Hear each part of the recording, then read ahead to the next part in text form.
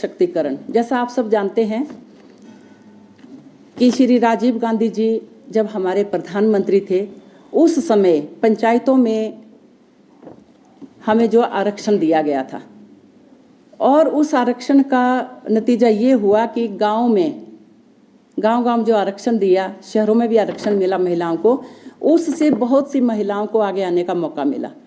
चाहे आप नगर पंचायत में लो, नगर परिषद में लो, चाहे आप जिला परिषद में लो, या पंचायत समितियों में, पंचायत समितियों में, या मतलब कि गांव के प्रधान या पंचायतों में, सब जगह आरक्षण हुआ और सब जगह महिलाएं आगे आई, उनका सशक्तिकरण हुआ। आज मुझे खुशी होती है कि महिलाएं किसी भी चीज़ में पीछे नहीं हैं, हर जगह आगे हैं। उनको आरक्षण देने का मतलब ये नहीं कि वो कहीं पीछे रहें, आरक्षण दिया है उनको तो वो आगे गई हैं। सब विभागों के बारे में उनको मालूम हुआ है और उससे क्या हुआ कि उनको सब तरह की जानकारी मिली है।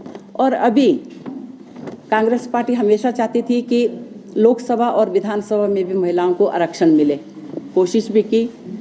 अभी भारतीय जनता पार्टी ने, मैं समझती हूँ कि लोकसभा में ये पेश तो किया है, परंतु मुझे नहीं लगता कब तक ये बिल जो है ठंडे बस्ते में डाला हुआ है।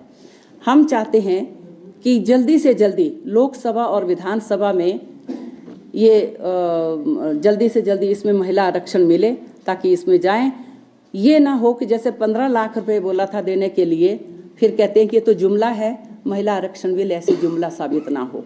तो महिलाओं को आरक्षण दिया जाए ताकि महिलाएं, ये बात मैं ज़रूर कहूँगी कि महिला जो है हिंदुस्तान में आधी आबादी महिलाओं की है। महिलाओं का वोट भी उतना ही मूल्य है महिलाओं के वोट का जितना हमारे पुरुष भाई के वोट का मूल्य है।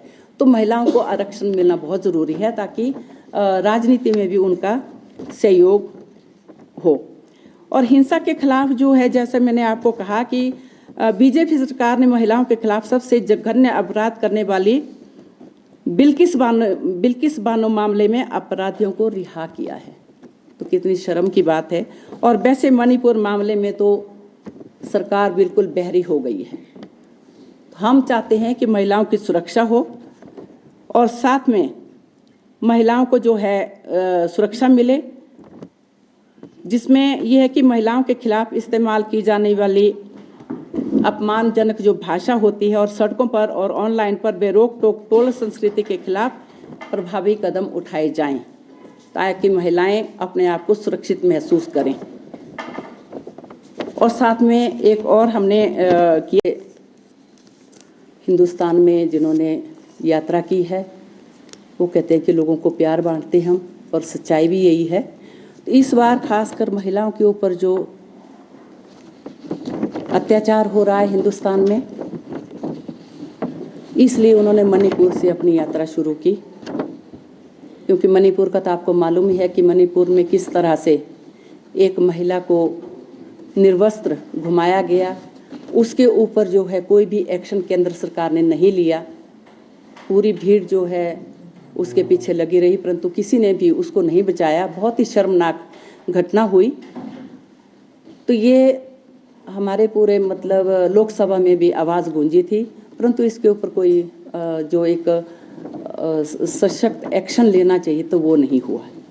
तो ये जो नारी न्याय के ऊपर हम आज बोलना चाहेंगे, वो कुछ एक हमारे पास हैं जो हम इसके ऊपर कहेंगे। अखिल भारतीय महिला कांग्रेस की तरफ से सबसे पहला तो महंगाई का मुद्दा है, महंगाई और मूल्य वृद्धि। जैसा कि आप समझते, आप सबको मालूम है कि जैसे ये गैस है, दूसरी खाद्य सामग्री की चीज़ें हैं, या तेल की कीमतें, या और भी आप मार्केट में जाएंगे तो कोई भी चीज़ आपको पहले से दुगने दाम पर मिलेगी। इससे क्या होता है कि सारा बोझ महिलाओं के ऊपर भी पड़ता है। यदि खाद्य सामग्री आपकी महंगी है, यदि आपका तेल महंगा है, यदि आपका गैस का सिलेंडर महंगा है, तो सारा असर महिलाओं के ऊपर पड़ता है, महिलाओं की रसोई पर पड़ता है। उसका रसोई का बजट बिगड़ जाता है। तो हम केंद्र सरकार से ये आह्वान करते हैं कि आप जो है इन कीमतों को जल्दी से जल्दी कम करें, क्योंकि कई सालों से कांग्रेस पार्टी हमेशा ये कहती आ रही है कि कीमतों को कम किया जाए, परंतु केंद्र सरकार विफल रही है इस चीज़ में।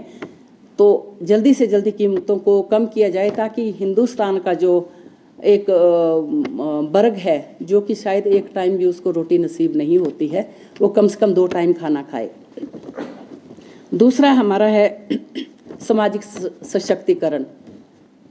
अखिल भारतीय महिला कांग्रेस ने संज्ञान लिया है कि कांग्रेस के समय में जगह जगह पर स्वास्थ्य केंद्र खुले हैं, जगह जगह पर जो है कांग्रेस सरकार ने महिलाओं के लिए जो है स्वास्थ्य सुविधाएं दी हुई हैं। हिमाचल प्रदेश तो हमारा बहुत अच्छा है इस मामले में, हमारे जगह जगह स्वास्थ्य केंद्र निकले हैं, महिलाओं को स्वास्थ्य सुविधाएं मिल रही हैं। परंतु यदि हम ऑल इंडिया लेवल पर इसको देखें तो महिलाओं की बहुत बुरी हालत है। स्वास्थ्य केंद्र तो निकाले हैं, परंतु उसमें जो है स्वास्थ्य कर्मचारी नहीं हैं, कई तो बंद पड़े हैं। और ख़ासकर गांव की हालत में हिंदुस्तान में देखूं, कई जगह मुझे जाने का मौका मिला तो कई जगह पर गांव में स्वास्थ्य केंद्र बंद पड़े हैं, या महिलाओं जो प्रसव होना है जिनका, उसके लिए उनको सुविधाएं नहीं है और कई किलोमीटर दूर उनको ले जाना पड़ता है। तो उसके लिए मतलब कई महिलाएं तो इसमें बहुत मुश्किल का सामना करती हैं।